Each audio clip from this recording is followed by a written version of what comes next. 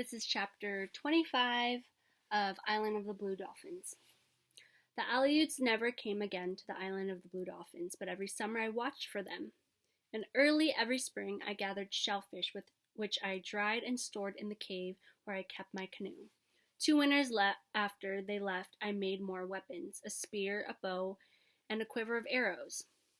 These I also stored in the place beneath the headland. So if the hunters returned, I would be ready to go to another part of the island, to move from cave to cave, living in my canoe if necessary.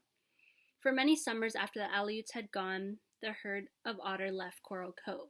The old otter, which had survived the Aleut spears, and by now were aware that summer was a time of danger, would lead the herd away.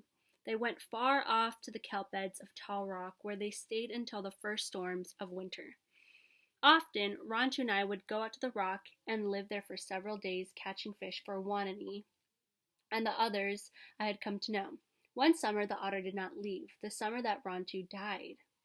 And I knew then that none of the otter who remembered the hunters were left, nor did I think of them often, nor of the white men who had said they would come back but did not come.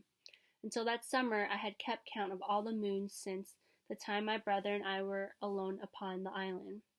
For each one that came and went I cut a mark in a hole beside the door of my house. There were many marks from the roof to the floor, but after that summer I did not cut them any more. The passing of the moons now had come to mean little, and I only made marks to count the 4 seasons of the year. The last year I did not count those. It was late in the summer that Rontu died.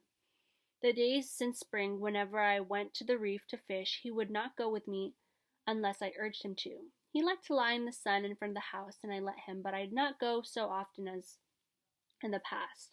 I remember the night that Rontu stood at the fence and barked for me to let him out. Usually he did this when the moon was big, and he came back in the morning. But that night there was no moon, and he did not return. I waited all that day for him until almost dusk, and then I went out to look for him. I saw his tracks and followed them over the dunes and a hill to the lair where he had once lived. There I found him, lying in the back of the cave, alone. At first I thought he had been hurt, yet there were no wounds on him. He touched my hand with his tongue, but only once, and then he was quiet and scarcely breathed. Since night had fallen, it was too dark for me to carry Rontu back. I stayed there. I sat beside him through the night and talked to him. At dawn, I took him in my arms and left the cave. He was very light, as if something about him had already gone. The sun was up as I went along the cliff. Gulls were crying in the sky. He raised his ears at the sound, and I put him down, thinking that he wished to bark at them as he always did.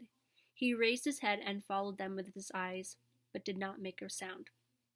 Rontu, I said, you've always liked to bark at the seagulls. Whole mornings and afternoons you have barked at them. Bark at them, now for me. But he did not look at them again. Slowly he walked to where I was standing and fell at my feet. I put my hand on his chest. I could feel his heart beating. But it beat only once, very slowly, loud and hollow like the waves on the beach, and then no more. Rontu, I cried. Oh, Rontu! I buried him on the headland. I dug a hole in the crevice of the rock, digging for 2 days from dawn until going down of the sun, and put him there with some sand flowers and a stick he liked to chase when I threw it, and covered him with pebbles of many colors that I gathered on the shore. What a sad chapter. Your video response question is, sadly, who passed away in this chapter?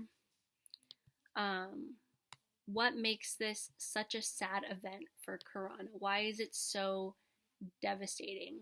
So when you do your video response, go ahead and kind of tap in and try to put your place, or put yourself in Karana's shoes, and why would losing someone like this be such a huge event for Karana?